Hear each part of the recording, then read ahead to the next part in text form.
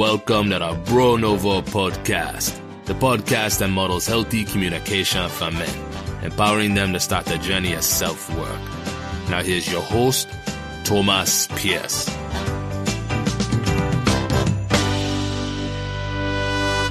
Welcome along, everybody. Another Thursday, another week in the books, and here we are. Welcome to this week's episode of the Nouveau podcast. As always, I'm your host, Thomas Pierce, and thank you for choosing to spend the next hour with me and my guest. My guest this week is Terry Tucker. Terry is a retired SWAT team negotiator who has a lifelong passion for basketball. He was a college basketball player and a high school basketball coach. And starting in 2012 and continuing to this day, Terry has been battling cancer. He had a rare form of melanoma in his foot that eventually cost him his leg that was amputated, and has since had a new diagnosis of cancer elsewhere in his body. And now Terry's passion, using his experience and what he's overcome mentally and physically through battling cancer, is to inspire others to lead uncommon and extraordinary lives. And we dive deep on Terry's life experiences and the principles that guide him and that he believes can help guide other people. Big thank you to Terry for coming on the program, and we wish him all the best in his continuing battle against cancer. He had a lot of interesting things to say, and I think you'll enjoy the episode. Thanks for being along for the ride. We'll see you next Thursday on the Nouveau podcast. We're off to the races. Good morning, Terry. How are you? I'm great, Thomas. Thanks for having me on. I'm looking forward to talking with you. Yeah, absolutely. So you're calling in from Colorado, correct? Correct. Denver. Denver, nice. I love Colorado. My stepbrother lives there, and it's a super fun place to visit. And might live there in the future. I think it's kind of on the roadmap. It really is. My wife and I have lived all over the United States. I mean, East Coast, West Coast. We moved here from Houston, so the Gulf Coast. And in all honesty, I mean, we both grew up in the Midwest. I'll take the mountains any day of the week over the ocean. It's just a beautiful place. Yeah, for sure. We have that commonality too. So I was actually born in Cincinnati, the Ohio connection. I know that you grew up in Columbus area, correct? Yeah, and I was also a policeman in Cincinnati. Cincinnati, yeah. Yeah, so we definitely have that connection. Mm-hmm. Yeah, my parents are from Toledo, and they moved to Philly, and then I moved out here to California after that. But yeah, you referenced Southern California too a few times in your book. And we should probably mention that as well. So your memoir you wrote after kind of went through a couple careers, college basketball player, working in law enforcement, and then also in kind of corporate marketing. And then you had these pretty extraordinary medical challenges and through that journey you wrote this book. So I guess, what was the motivation to write the book? What was it that you felt about your experiences had value that you wanted to kind of share with others? Yeah, that's a great question. I mean, the book is really born out of two conversations that I had. One, I used to be a girls' high school basketball coach when I lived in Texas. And I had a player that had moved to the Colorado area where my wife and I live now with her fiance. And we had dinner with him one night. And I said to her, I'm really excited that you're living close and I can watch you find and live your purpose.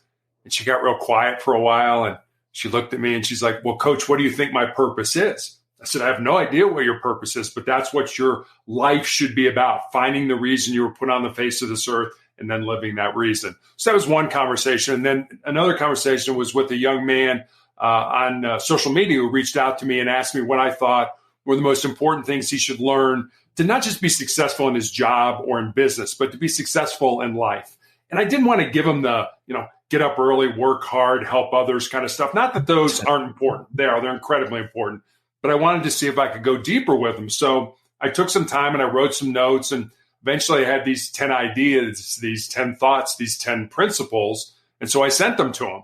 And then I kind of stepped back and I was like, well, I've got a life story that fits underneath this principle, or I know somebody whose life emulates that principle. So literally during the 3-month period, as you mentioned about battling cancer, I had my leg amputated in April of 2020. And I started chemotherapy for the tumors in my lungs in June of 2020. And during that 3-month period, while I was healing, I sat down at the computer every day and I developed stories. I wrote stories underneath those principles, and that's how sustainable excellence came to be.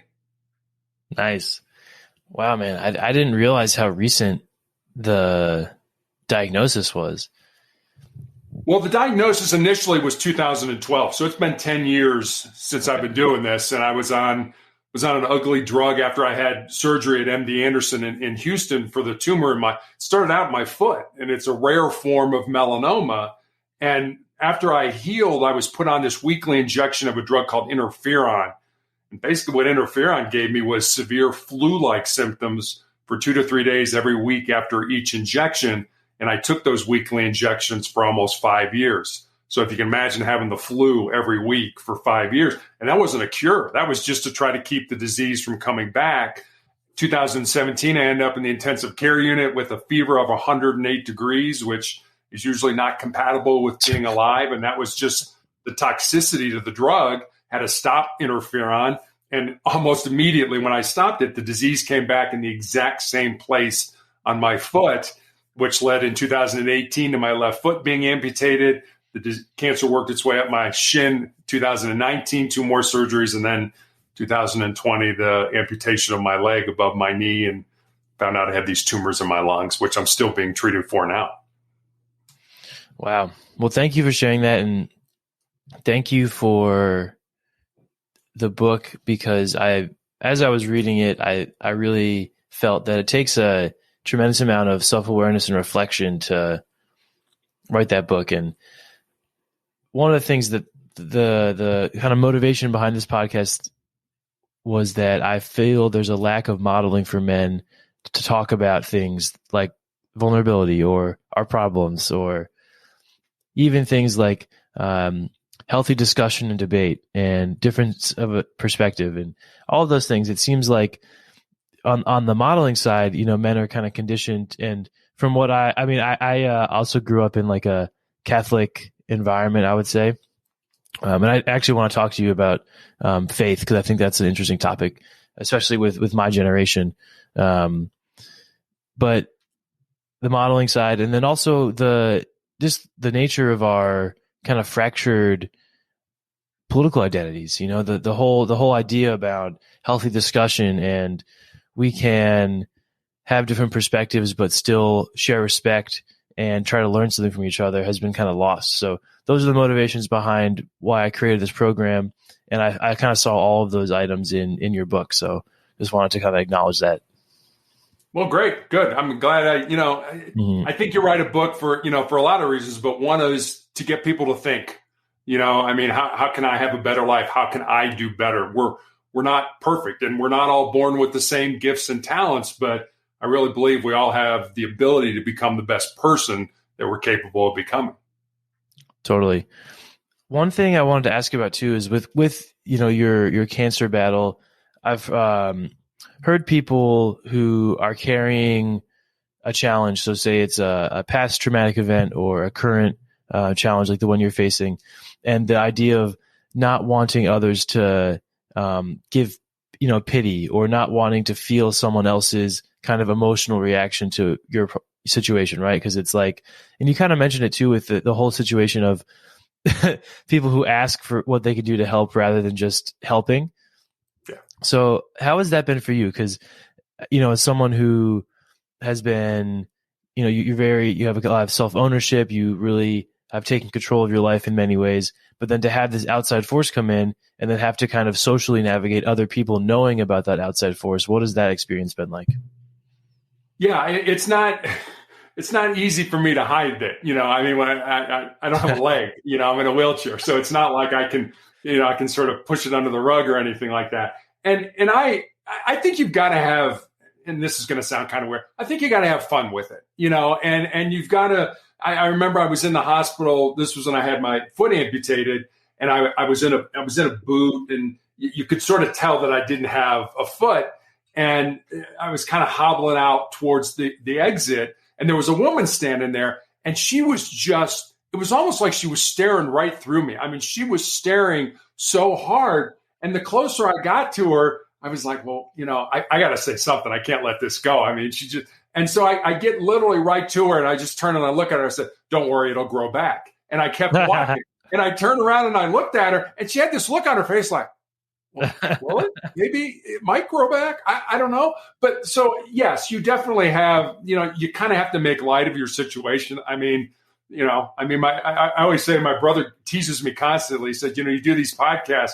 He said, you have a face for radio. You shouldn't be on these things with this. But yes, to go back to your point about one of the things that I found was that, and I've done this, and you very well may have done it. Whenever somebody's going into the hospital or somebody's having something going on in their lives, somebody's ill and things like that, you're like, hey, if you need anything, let me know. And I think that is such a cop-out. And I've done it. So, I'm as guilty as everybody else, but I think that's a cop-out. I remember when I had my first surgery at MD Anderson, I did not have to spend the night. When I woke up, I was able to go home. And I've been home about 15 minutes. My cell phone rang, and it was my 95-year-old friend. His name was Bud, been in World War II. He said, Terry, I know you just got home from the hospital, but can I come over for 10 minutes? I just want to give you something. I'm like, sure, Bud, come on over. Literally within 15 minutes, here's my 95-year-old friend standing in our living room with a fully cooked chicken and a pan of cream cheese Danish that he had bought at Costco. And he's like, here, you have dinner for tonight and you have breakfast for tomorrow. He didn't stand on the sidelines and pretend he was playing in the game. He actually got involved and got out there and helped us out. So the same things that you need to do at your house, the garbage needs to go out, the dog needs to be walked, the grass needs to be cut, the kids need to go to school, are the same things I have to do at my house, but I don't have time to figure out how you can help me. So don't ask, just get involved, just do something. Even if it's the wrong thing, it'll certainly be appreciated. Totally. And I think that's a wonderful analogy for all areas of life. Your friend doesn't need to be battling cancer to to do that. Just get involved. And so you mentioned the game analogy, and being an athlete has been a central tenet of your life, and it seems your identity from your book. I can also relate to that. And one of the things I found really interesting was that in your reflections on your days playing college ball, you look back and realize that you had a lot of self-limiting beliefs at that point. And I remember you saying that you played for a coach who you really respected and who was good to you, but you actually said that you feel you didn't hit your potential at that point in your life because of those kind of anxieties or a negative self-talk. So can you elaborate on that a little bit, please? Because I think there's a lesson there for all of us who may be walking around with that negative self-talk and not even realize it. Yeah, I was incredibly fortunate to get a scholarship to play Division I college basketball, despite having 3 knee surgeries in high school. And you're right. I was listening to my own chatter, and I thought I had overcome that, because when I had these surgeries, I remember when I went back playing in high school, my brain was putting these negative thoughts into my mind. It was, things like, hey, you had these surgeries, you're probably a step slower, and college coaches aren't going to want to recruit you and things like that. And I was like, no, wait a minute. I'm still playing at an elite level, and coaches are still contacting me about playing in college. So, I was like, okay, I got to flip that narrative. I got to flip it to something positive. And I thought I had, but part of it was lack of maturity. I was not ready to go to college. I was 1,000 miles from my parents, my family, my girlfriend, everything. And I was so into me, and I remember literally I was going to quit. And I'd never quit anything in my life, but I was like, you know what? The Citadel was a military college. So, the first thing they did was shave your head, and you're marching, and I've got a bad knee and I'm hurting. And, all these things were going on. And I'm like, I'm going to quit. I'm going to give up this full scholarship to college. But before I do that, I was literally walking over to tell the coaches I was leaving. I decided to stop at the student union and see if I had any mail. And I had a 7-page handwritten letter from my father. Father had never written me a letter in my life. So I took it, went up to the nosebleed section of the field house, and I'm reading it. And he's telling me, I'm so proud of you. I love you. You've done a great job of overcoming these knee surgeries. And then he kind of hits me with, but you need to pull your head out of your butt, because basically you are focused totally on yourself. He said, you've called home, I don't know how 5-7 times since you've been down there. And not once have you asked how anybody at home is doing. You're totally focused on yourself. Get out of your head, get out of your way, and do this. You can do this. So it was honestly, Thomas, the first time in my life when I felt I was going to make a life choice that was going to affect the rest of my life. Here I am sitting in the nosebleed section. I'm like, okay, the coach's office is 50 feet away. I got to walk down there and quit, or I've got this letter from my dad saying, I can do this. You can do this if you want to. It's up to you. And so I had a choice. And like I said, it was the first time in my life that I ever felt like, well, I've got to make this. Nobody's going to make it for me. Mom and dad aren't here. I've got to do this for myself. What am I going to do? And I mean, I'm crying. I got tears running down my eyes and stuff like that. And I'm like, okay, I'm going to try. I'm going to go back to the barracks. I'm going to give it a shot. And I did. And I got through the Citadel experience. I graduated in 4 years, barely. Not with the greatest grade point average, but, I did those things. And, it's all how you want to look at it. And like part of it is just growing up, and you realize I wasn't much. I'm 18 years old. I mean, how many 18-year-old kids know what they want to do with their lives and, are mature enough to do all this kind of stuff? I wasn't. I plain and simple, I just wasn't. But I figured out a way to do it. So I guess I would say, kind of a long-winded answer, is just keep going. Just keep putting one foot in front of the other and trying. Because if you do that, I can promise you, eventually you'll get there. Because I've always believed everything you need to be successful in life is already inside you. You just need to find it, pull it out, and use it to your benefit. Totally. And one of the most repeated phrases is an uncommon and extraordinary life. And it seems to be like your mantra almost, or what you put out to people and give them the belief that everything they need is already there. And one of the things I like too from one of the 10 points from the book was that, rather than it's almost like very like Zen. It's like, rather than searching for the person you're meant to be, accept that you already are that person. You know, could you elaborate on that one? I found that pretty interesting. Yeah. And I love this because as the 10 principle, each chapter is a principle, or each principle is a chapter, I should say. And I find that when people reach out to me, it's like, hey, I read your book. There's always one principle that resonates with the reader. And the principles aren't in any order. Number 1 isn't more important than number 7 or anything like that.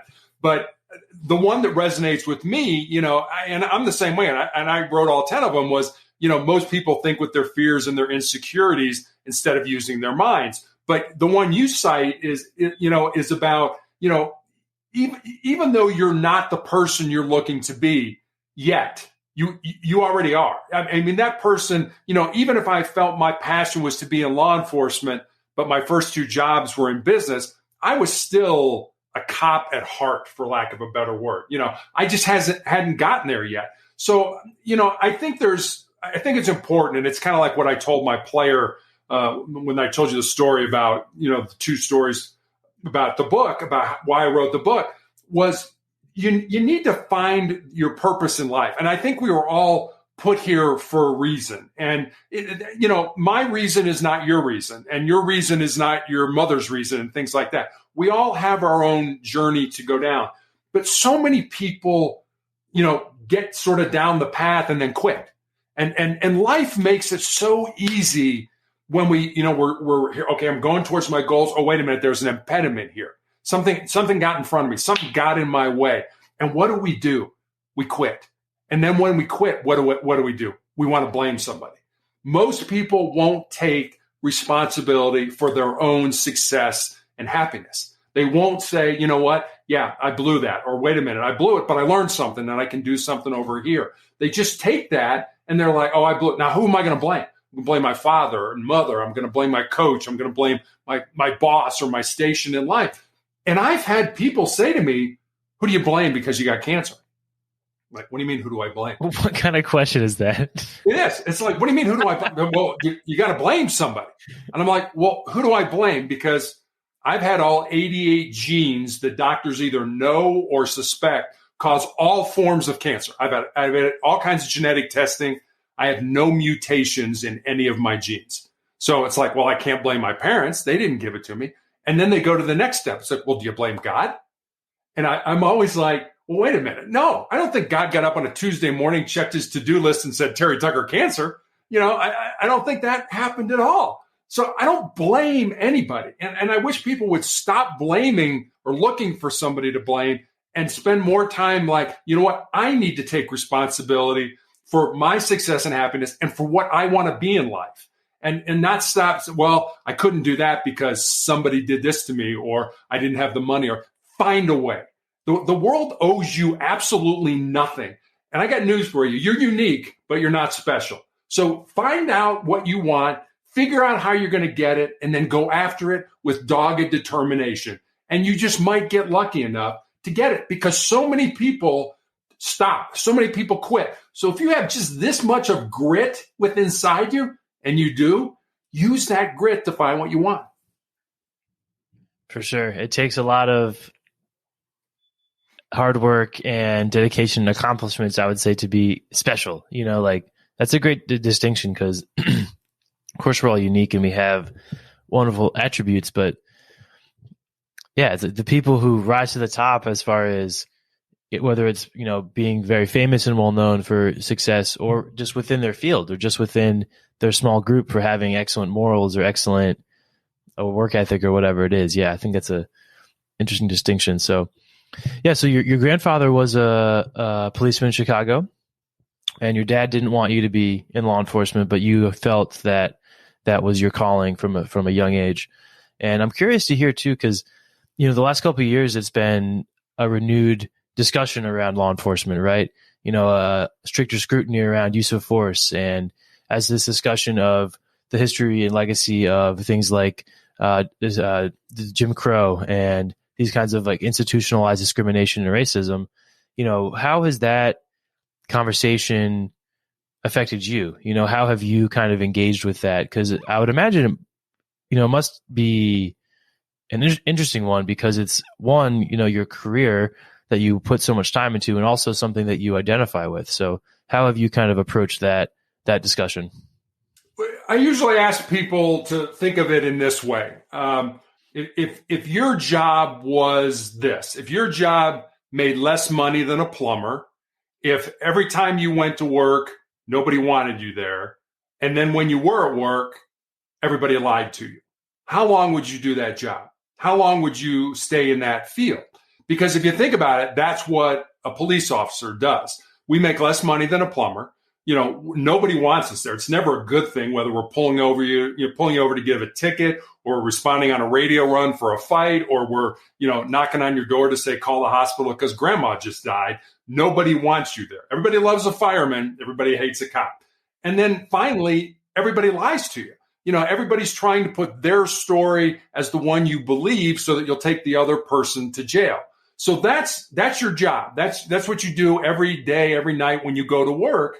And I don't think most people would say, you know what? Yeah, I can't wait to go to work. I can't wait to do this. And I think you have to have an altruistic belief that you know what? I'm going to try to make a difference in my community. I want to help other individuals. That's why you do that job. I mean, I used to talk to the academy kids when they were in the police academy, and I used to tell them, they're going to spend 6 months here in the academy teaching you how to use all these tools in your belt, and that's great. But the biggest tools that you bring to this job are this and this. You can, by what you say, you can turn a yes person into a no person, and you can turn a no person into a yes person. And I think our biggest fault in law enforcement is lack of communication. I mean, my partner and I patrolled an entirely black neighborhood for 4.5 years, and we led our relief in almost every category: felony arrest, guns recovered, dope recovered, wanted people, whatever you want to say. And we never got complained on. And I think the reason was, one, we were older and we had some life experience, and two, we explained things to people. If I pull you over at 2:00 in the morning, in a Ford Bronco, and you're like, why did you pull me over? It's like, well, sir, somebody just committed a crime in a vehicle that matches this description. You are not that person. Thank you very much for your cooperation. People understand that. It's like, you just didn't pull me over for the heck of it. You pulled me over for a specific reason. But I have seen police officers who have done exactly that. And the person was like, hey, why did you pull me over? Just get out of here. I don't need to tell you. You're right. You don't need to tell them. But boy, will it make life easier on all of us if you do tell them? Yeah. So why can't we communicate? One of the things that I learned, I was a hostage negotiator on the Cincinnati Police Department SWAT team. And if you think about it, what we do as police officers, 99.9% of it is face-to-face with people. But as negotiators, we weren't face-to-face. We could be blocks away. We could be, on the other side of a blocked door, a locked door, whatever it was. So we had to figure things out based on what people were saying, what they weren't saying, and how they were saying it. And there were several times where we'd be over here spending 2 hours talking to a person who was barricaded when the real problem was over here and we hadn't even gotten to it. And you mentioned this earlier, and I guess I wanted to pick up on that. The importance of listening is something you mentioned. And there are two types of listening. There's listening to respond, and there's listening to understand. And, we are all guilty of, hurry up, Thomas, say what you're going to say because I want to get my 2 cents in here versus, oh, Thomas, I understand you say that. I may not agree with you, or I may agree with you, but why do you say that? Where are you coming from regarding what you're saying?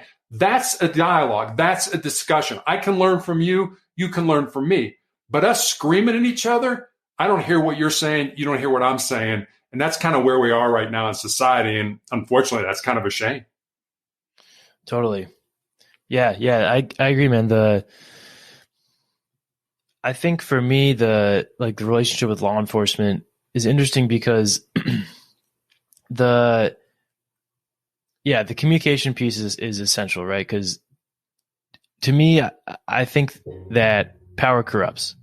And I think it takes someone of an extraordinary moral code to look at that job and think that they have the constitution to perform it, right? And I do think also these highly publicized events are probably 1 in 1,000, or all of the positive events like you referenced, like building relationships with the community. Those things are not seen every day. Those don't make news because nothing happens. But yeah, I think it's interesting. And the one thing I guess too that I'd be curious to hear your perspective on is whenever there are these incidents of someone dies, right, and there's an investigation, the thing that doesn't make sense to me is that these law enforcement agencies investigate themselves, right? They do an internal review. And then to me, I'm always kind of confused. Why is that the procedure? Why is the agency investigating itself? Because we don't let, if we don't let a kid investigate their own misdeeds and then tell their parents, what the result is, right? And this is from an outsider's perspective. So that's why I ask as well. And the other thing too that I'd be curious to get your perspective on is this concept of the thin blue line has kind of been publicized, right? As far as police officers not informing, maybe is not the right word, but kind of protecting each other and not speaking out against a partner or a fellow officer. And that's something that's received a lot of scrutiny too. So yeah, those two things, I'd be curious to hear your perspective. Yeah, I guess part of why we investigate ourselves is, I guess let me try to put it this way. If you were, an engineer and you built a bridge and that bridge fell down, would you go get a baker to come in and say, hey, why did that bridge fall down? You're a bad engineer. Well, maybe it wasn't. I didn't have anything to do with it. Maybe it was the way the steel was made, or, it was an inferior rivet, or, it wasn't put correctly. So you wouldn't bring a baker in to say, I'm going to examine this bridge. So I remember one time I was working in the drug unit, and we had a citizens police oversight committee who none of them were cops, but they were, they could make you testify. They could get evidence. They could do all this kind of stuff. And then they would go out in the media and say, this officer was wrong. And I remember I was offered the opportunity, and I wish I would have done this. I didn't do it. I was recommended that I not do it. But they said, hey, you deployed your taser on this individual, and we don't think it was right. And so we're going to basically sanction you. They had no real authority to do anything, but we're going to sanction you because you did that. And I'm like, okay, well, here was the situation. This was a felony drug suspect who had just sold crack cocaine to one of our undercover officers. He ran. I chased him. I deployed my taser after telling him to stop. Because if you look at our use of force continuum, it was, here's how I was trained. It was officer's presence. Well, obviously, you know, I was a cop. I had my badge on. I was yelling police. And then it was verbal commands. Stop, stop running. I was chasing them and I was yelling that. And then the next one was taser. That was the next use of force continuum on the scale. And so I deployed my taser. I didn't hit him. He juked when I was about ready to hit him. I hit a bush with my taser. So I didn't even tase him, but I was going to be sanctioned because they didn't think that was appropriate. So you can't train me to do something. You can't, and all law enforcement agencies are governed by a state organization. Ohio, it's OPATA, the Ohio Police Officers Training Association, and they set the criteria. They say, when you go to the range, you have to hit 7 out of 10 shots. So they set the criteria for all our training. And so when you train me a certain way, and then you criticize me and say, no, you shouldn't have done that. Wait a minute. I mean, it would be like training you to be a doctor to perform surgery on taking an appendix out a certain way. And then somebody says, oh, you took it out the way you were trained. No, sorry, that's wrong. You're in the wrong. You're a bad doctor. So when you look at it, that's a reason why we investigate ourselves. Now, do I think the Cincinnati Police Department should have an investigation? Sure, they should. Did we do everything we could do? The way we were supposed to do it, the way we were trained, and then there should be, maybe the county comes in and says, okay, I will investigate this sort of in a dual track, in a parallel track. But here's the other thing I want to say about that. You're asking us to do things that you don't want to do, that you don't want to see. You don't want to see the ugly side of life. And sometimes we need to use force. And do we like to use force? No, because there's a lot of paperwork. People are like, a white guy went out and shot a black guy. I can promise you, nobody gets up in the morning and says, I think I'm going to go shoot a black guy today. I mean, shooting anybody, and especially killing them, ruins the rest of your life. Totally ruins the rest of your life. I had a classmate in the academy who shot and killed somebody in Cincinnati in 2001. Nobody remembers how Cincinnati almost burned down in 2001 because that was the World Trade Center year. So everybody remembers that. But one of my classmates chased a guy with 14 warrants down an alley at 2:00 in the morning. The guy put his hand in his waist. My classmate pulled out his gun and shot him once in the chest and killed him. He didn't have a gun.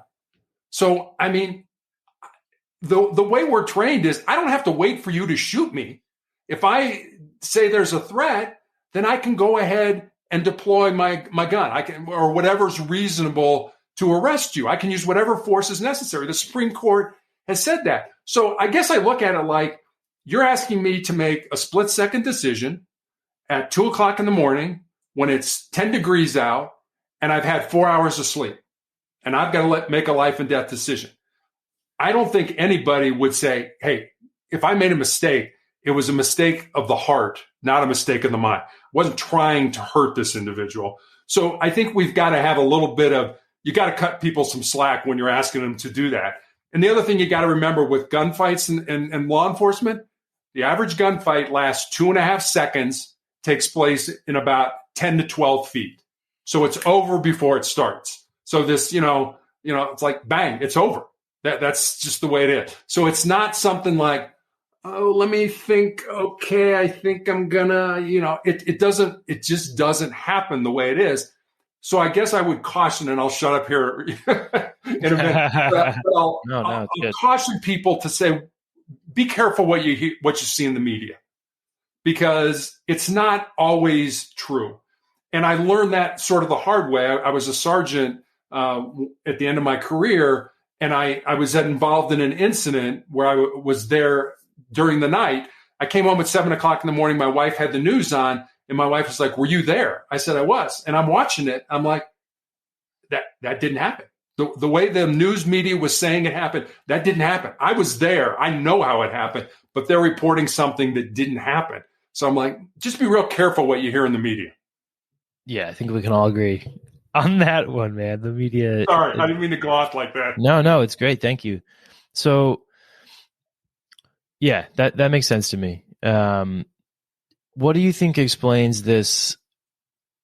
So I guess as we rush to the second question around the thin blue line concept or the communication, what I inferred from your answer is that maybe in these situations the officers feel like they followed the correct protocol, and now they're with the scrutiny of the outside, they're not being protected, they're not being supported by the superiors who made the rules of engagement, perhaps.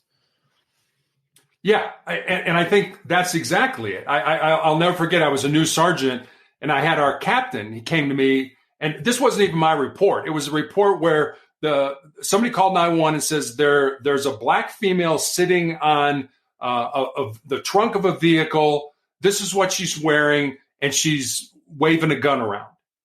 That was what somebody called in. So the officers go there.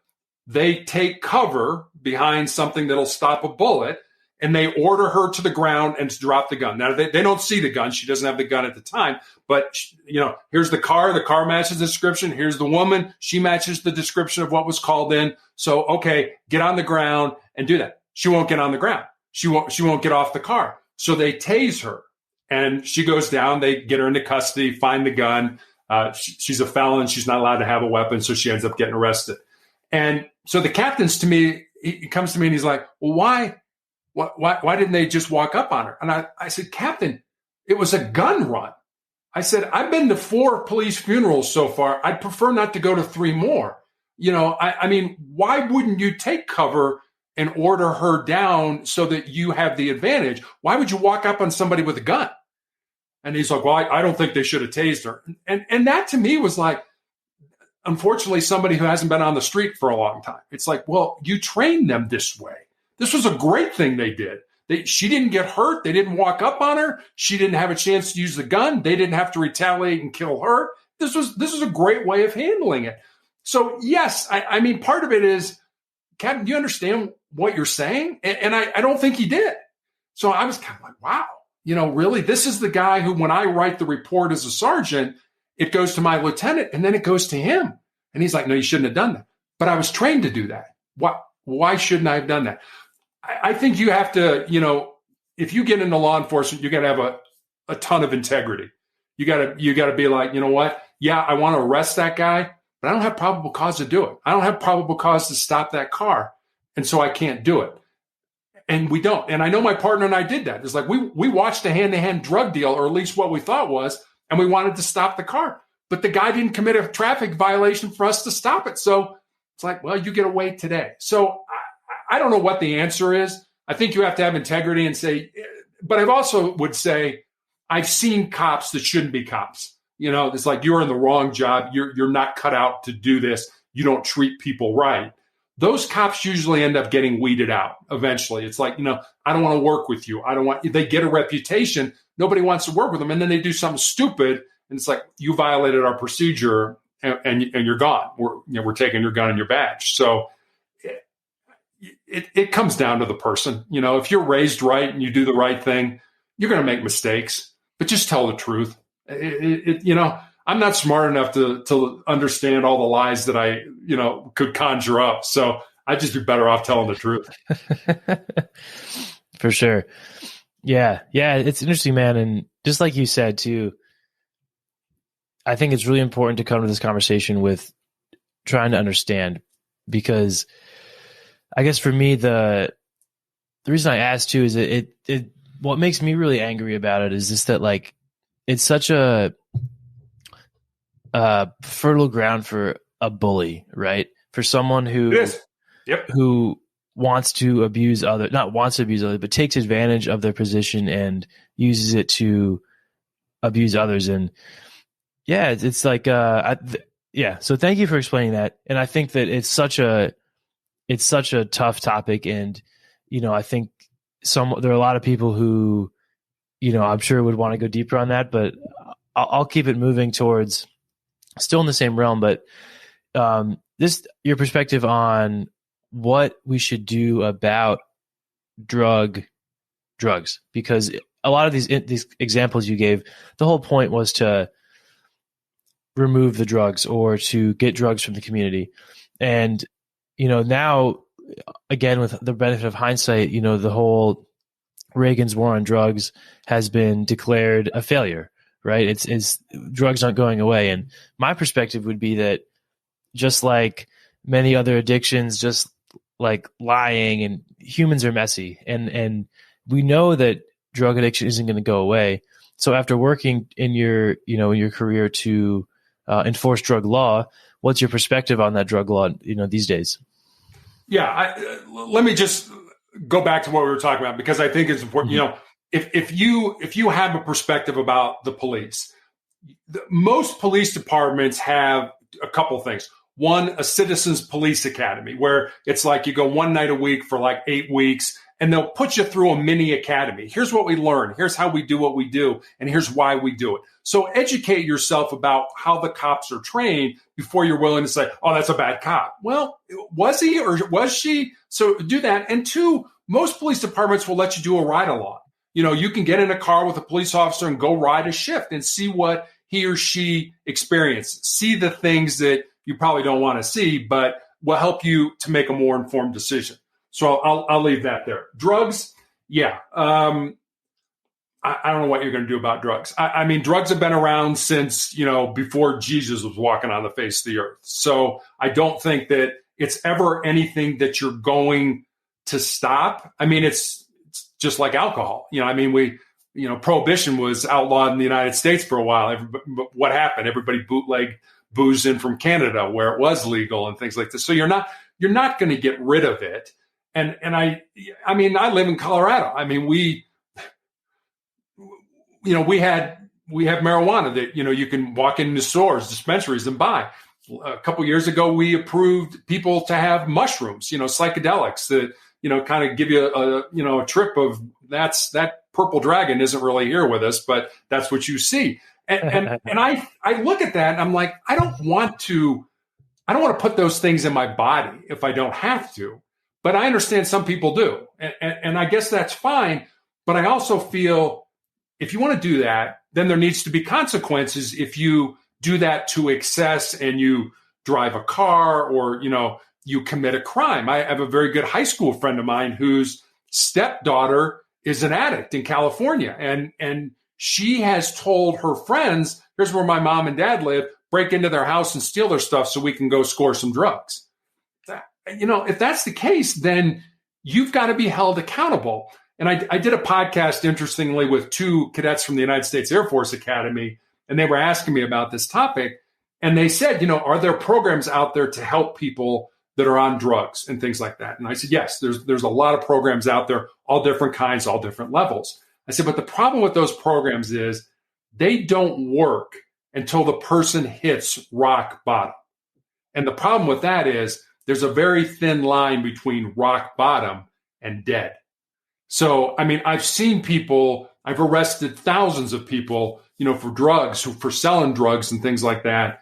And you're not making a dent. I mean, I've been trained by DEA agents who have said, yes, the government talks about getting rid of drugs, but from our perspective, drugs are too important to the economy. I mean, between the helicopters that people use to all the different equipment that we use to, the government really doesn't have a lot of interest in getting rid of drugs. So I don't know what the solution is, but I think, if you want to do it, that's fine. But you also need to be held accountable for your consequences. For sure. I like that too, what you said about like the doing a ride along, for example. I think that's great. People want to have a really strong perspective. Do some primary research.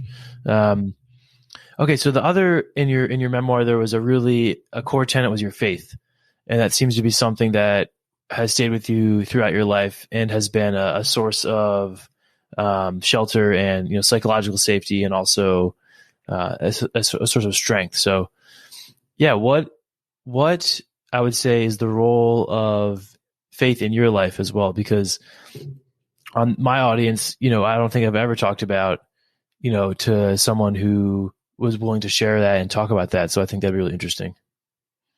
Yeah, I like you have grown up Roman Catholic and, was an altar boy and all that kind of stuff. And certainly the Catholic Church, has been beaten up for, all the priest abuse, sex scandals and things like that, and should be. I mean, there were a lot of people that knew about things that, and didn't do anything about it. It's like, I'll transfer you to somewhere else, or I'll move you, or you just go over here and stay by yourself. And more things should have been done. Absolutely. For those victims, I feel for them. It never happened to me, and I was lucky, but it certainly happened to thousands of young boys and young girls. And that's horrible.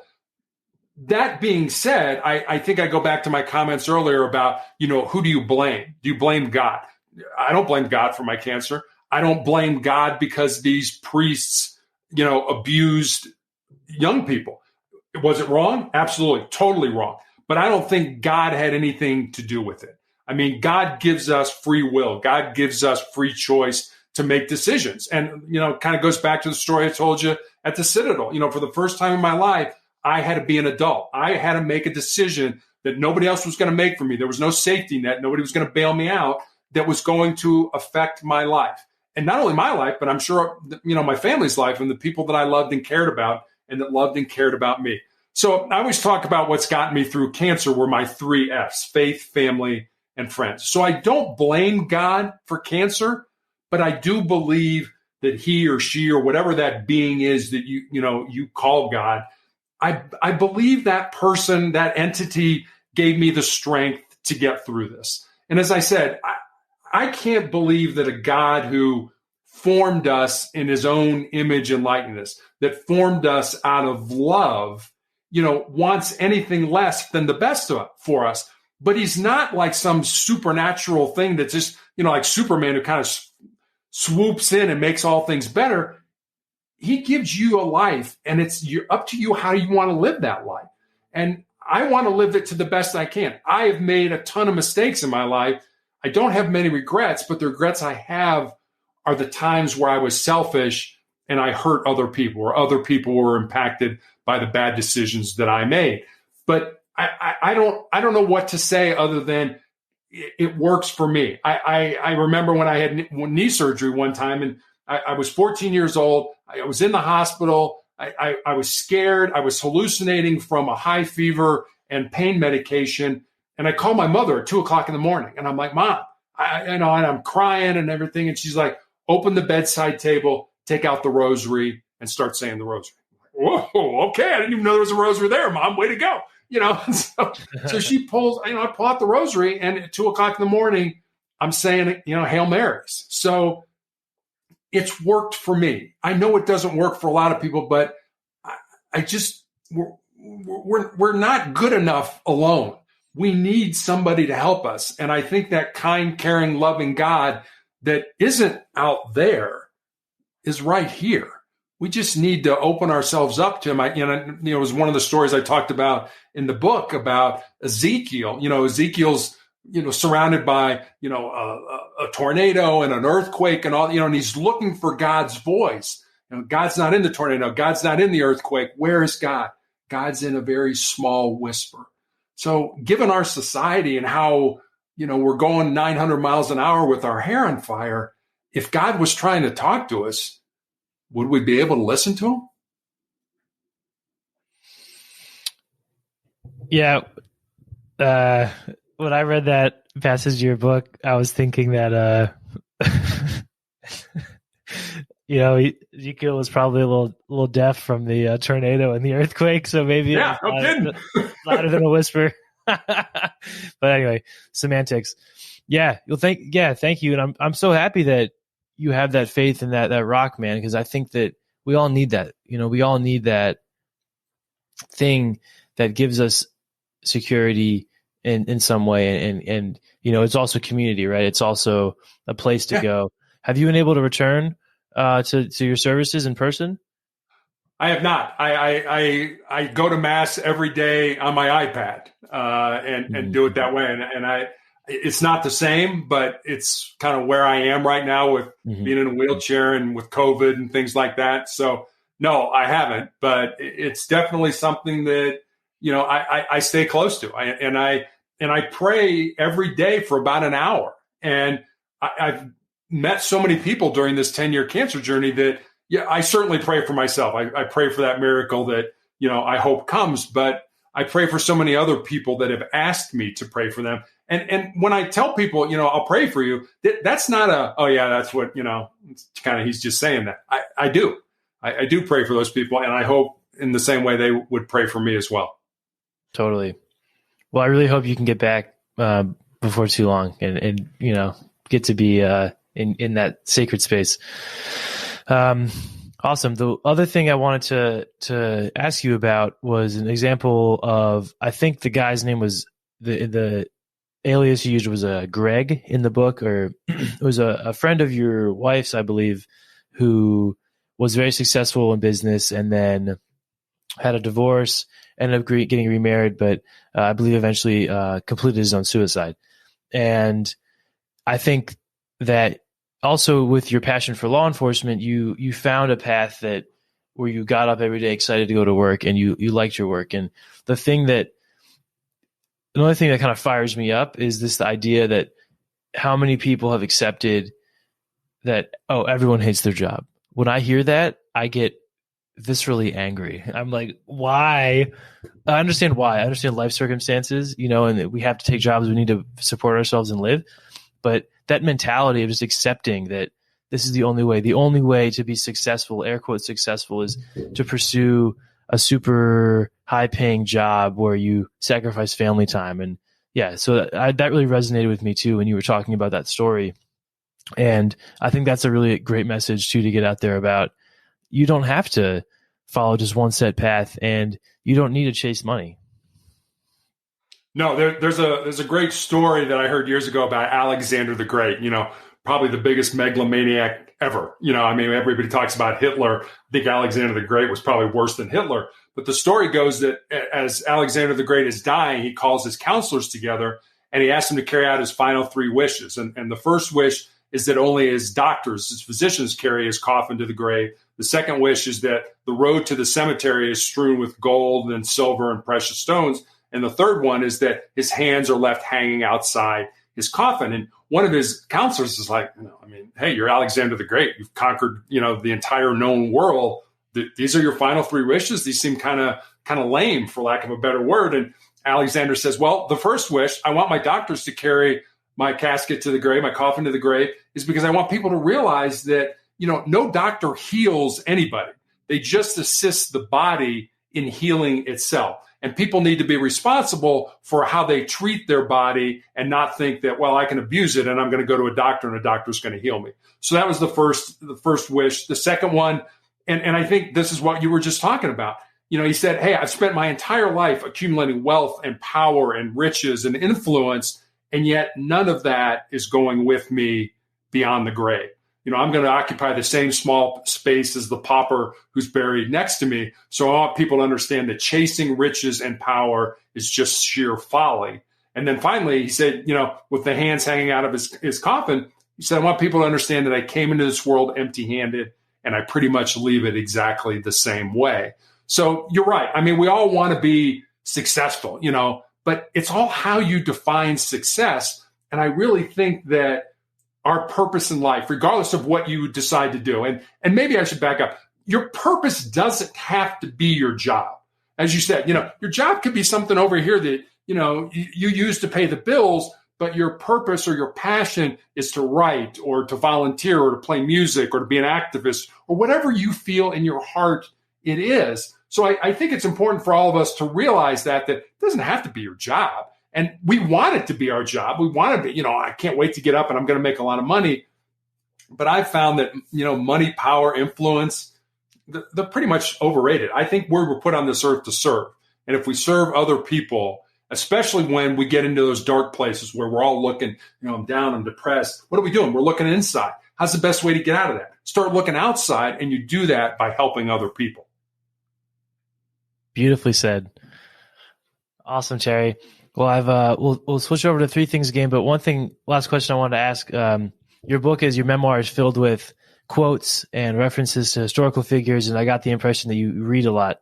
So do you have any book recommendations that you would recommend that we check out? I do. I'll give you. I love biographies or autobiographies. I mean, I love David McCullough's stuff. I've read, one on John Adams, one on Harry Truman. I love that stuff. I want to understand what make people tick. Why did you do what you did, kind of thing. But a book that I read late last year was a book called Legacy.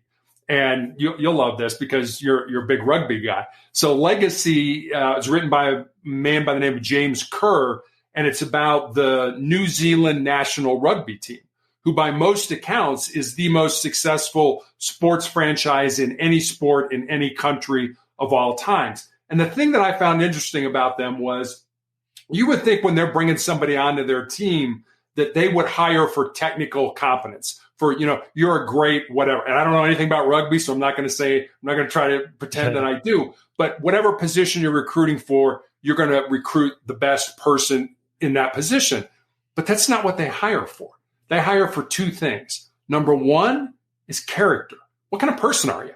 How do you treat your wife and kids? How do you treat the janitor? Do you kick the dog? I mean, what kind of an individual are you? And then number 2, they hire for humility.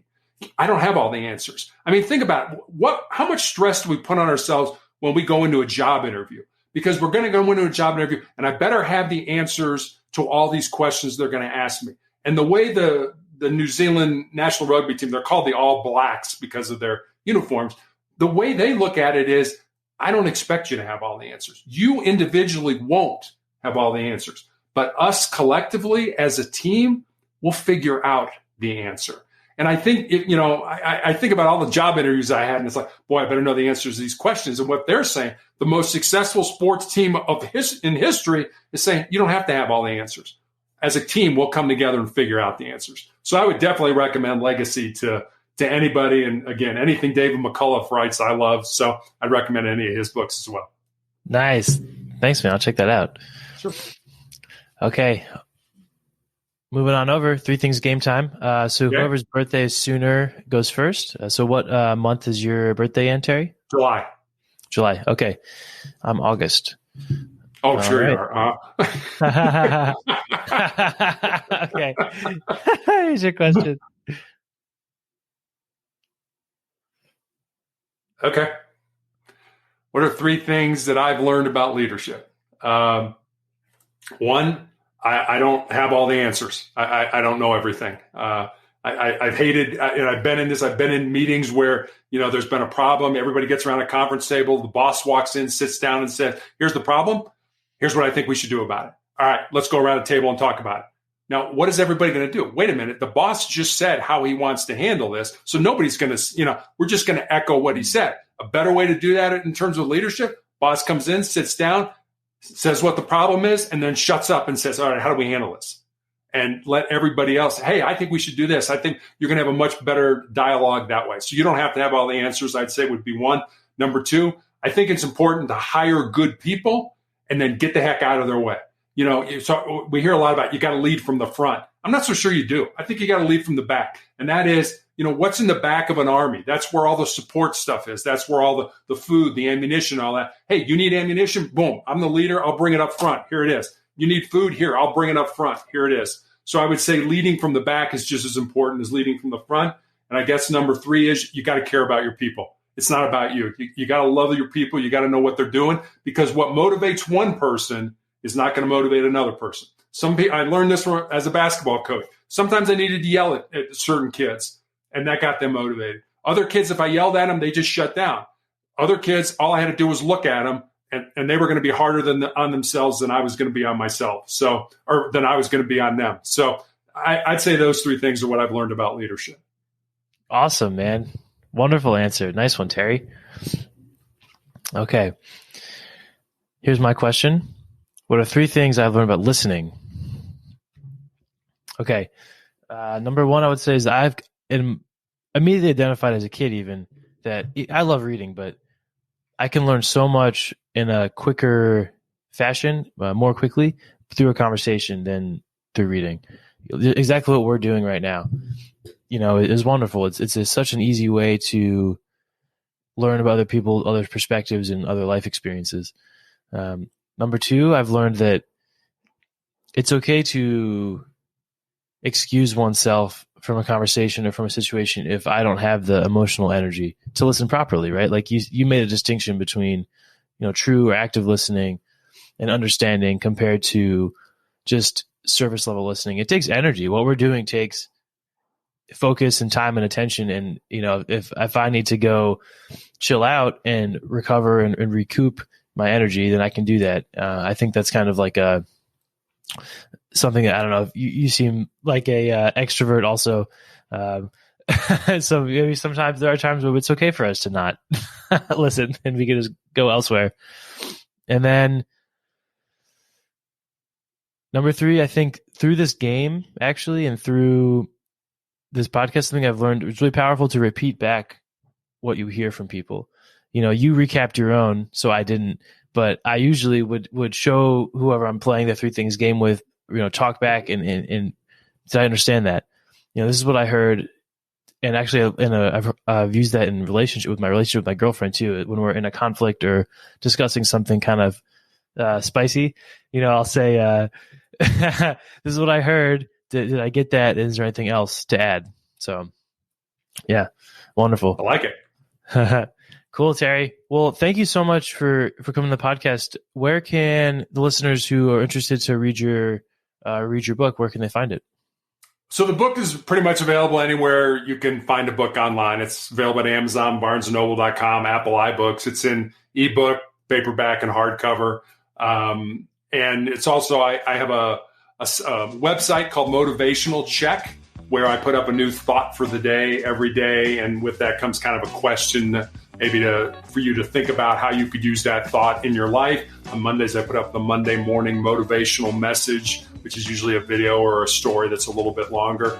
But motivationalcheck.com will get you to me, and you can get the link to Amazon to buy the book there as well. Awesome. Cool, Terry. Well, thank you so much, and best of luck with your treatment and your recovery. And thank you so much for your time and energy and sharing everything you did. I really enjoyed the conversation. Thank you, Thomas. Thanks for having me on. I really enjoyed it as well. For sure.